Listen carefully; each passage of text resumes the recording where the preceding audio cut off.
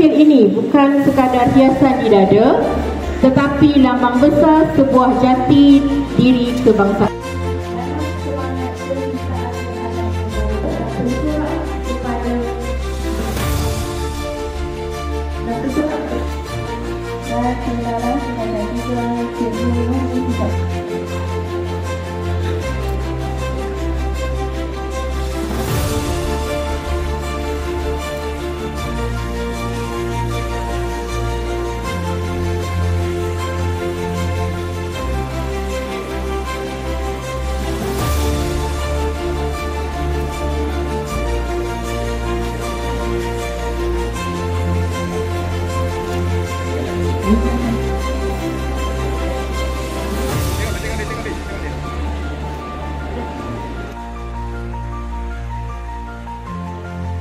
Bendera itu maruah, bendera itu identiti bangsa, tersemat di dada anak bangsa agar mekar semangatnya di jiwa.